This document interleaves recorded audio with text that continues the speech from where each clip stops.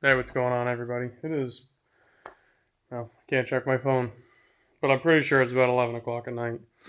Sometimes I usually get motivated later. I like the quiet and phone's not ringing. So tonight I've been building a powder coat rack.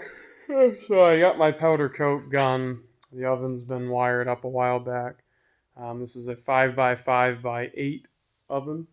Um, it is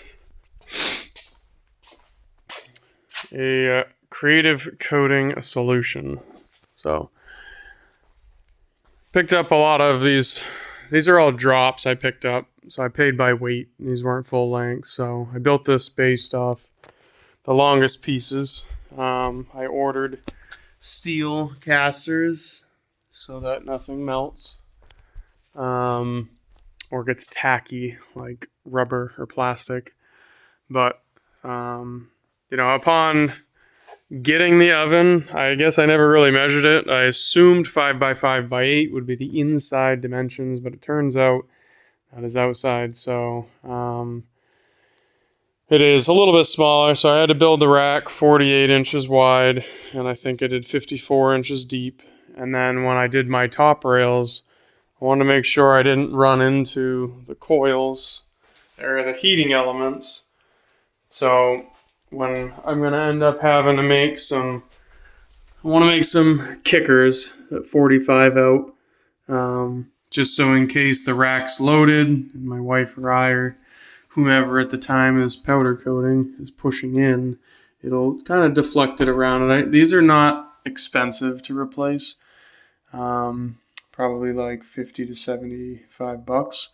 But I'd rather replace one because it burnt out than to replace one just from an accident, and that'd be a common thing to happen. So on each side, I'll just make little kick plates for as the angle comes in. I'm also going to round the edges of these just to help kind of roll it through. I made it very light, which I like because it's not a big oven. I um, really can't put anything huge in it. But some things add up. Some of those like aluminum rims and things can get heavy. So it'll be rugged enough, but I want to keep the weight down. So I didn't make it big and overkill. I'd rather have something easy to roll in there. So to utilize the full height, as you can see, the rack is shorter. However, this is my head height. So I think it's 77 inches to the bottom of that. And then I added 1 foot above. So I'm going to have a top rail that I can just drop into those. And it's the same one that drops into here. So I wanted to make sure that my hanging rails are kind of offset. So if I did hooks and the item is hanging from here down, that gives a staggered, the next thing is offset and below it in case things are weird. So I'm going to go out tomorrow morning and get more material. But this is pretty much what I got. So I'll have 3 drop-in racks. Otherwise, you can hang around the top. I might do another drop-in rack going actually this direction. That'll be underneath. So it'll just give me more options to have something up there. It's still a little warm, but I'll show you it rolling in. Oh, one other thing. When this goes in the oven, this is going to be sitting at 400 degrees. So I'm going to do another set of pockets, I think. Now, I have gloves. I have heavy insulated gloves, but likeliness I already have thin TIG gloves on is pretty high risk. So I'm just going to probably do another set of these and just have a drop-in handle that can just stay on the side of the oven. You open the door and I can just walk in, drop it in, and roll it out. Or if I have good guides, I could just do drop-in hooks. Actually, those would probably work fine. Either way, I think I'm going to have a removable handle so that the handle isn't 400 degrees in there. I can bring in nice and cold, set it in, pull it out, and that's it. But so I'll show you. It's nice and light. Tired now. Nice and light. It's easy to maneuver. The casters roll really well. So when you come in here, I've got plenty of clearance underneath the coils. It doesn't look it, but you know I can almost fit my finger under there. My pinky can fit under it. Definitely over here. But as you can see, it doesn't go all the way to the wall. I let the top tubes stick out. So those give me my front to back stops. I was going to add one down there, but I kind of changed my mind, and now the rack goes right to the door seal, about a half an inch from it. And then this is the height of it.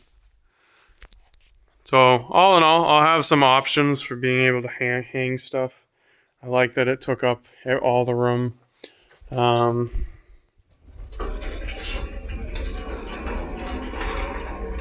So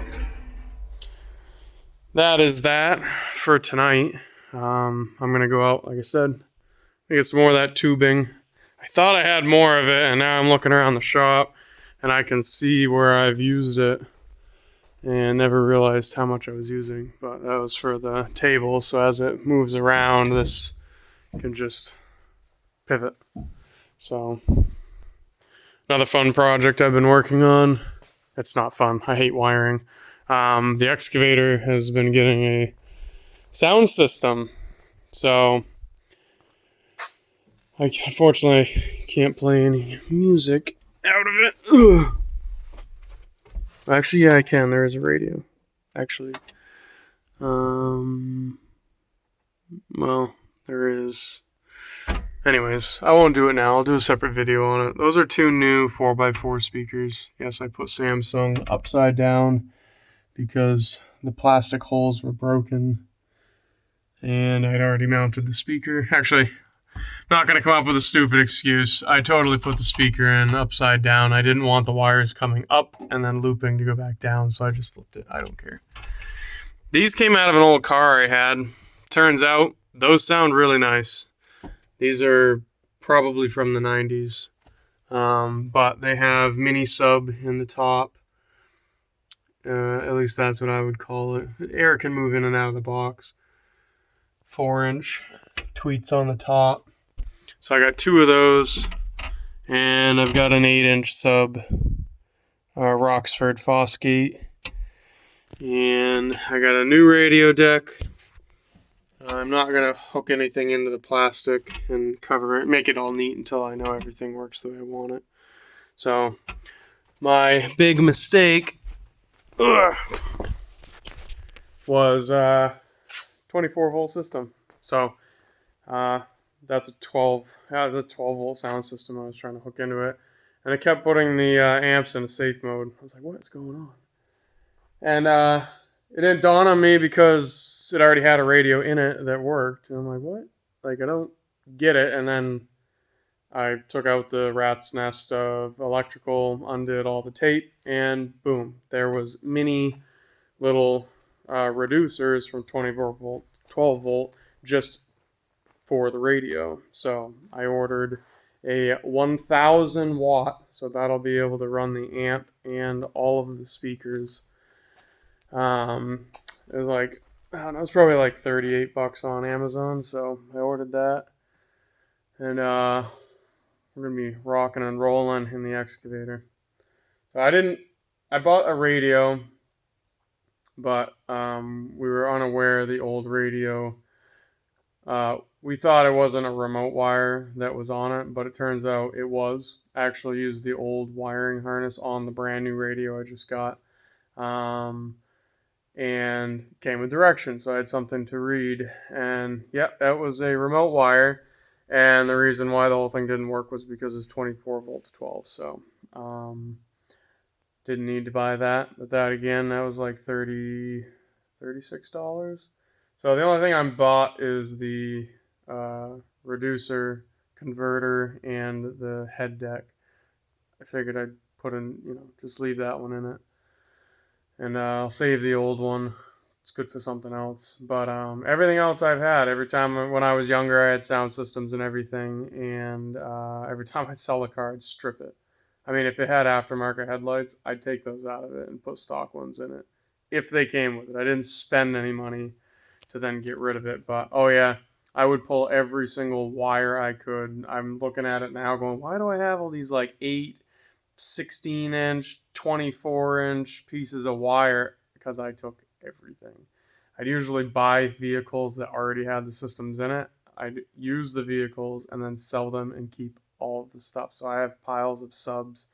I probably have like 11 amps, like 15-inch subs, 12s, 10s, 8s, mini truck subs. I just have like totes. Actually, here's one of them. Like radio deck, another radio deck down there, another radio deck right there. Those are CD, they don't do Bluetooth. Amplifier, another amplifier. 6x9s. This is one tote, and then I have shelving units like that. That is just like subs all across the top, and then like piles of amplifiers. So, yeah, it'll be neat. I do enjoy listening to music. I do not really like listening to headphones. I do, but they're a nuisance because I can't hear anything else. Not that I'm going to be able to hear anything when that's going, but like going down the highway, I'll see someone drive by and they obviously don't have good stereo system in their vehicle because they're like listening to headsets or headphones and just like rocking away. And it's like not only are you like in your own little world, but like there's no noise in the car either. It's just silence. I don't really like being in that whole little world thing. It's one thing if I'm on the phone. That's fine. But listening to music, I'd rather have a nice sound system. So yeah, that's it for tonight. I'm gonna shut everything down and I'm gonna go to bed, get up early, try and get to the steel yard, and hopefully they always have this tubing, piles of it. I'm hoping that they do tomorrow because I don't really want to buy full sticks of it. But that is it. That's a wrap. I'll catch you guys later. Shutting off the sound box. You want a speaker that bumps, you get one of those. Alright. Toodaloo.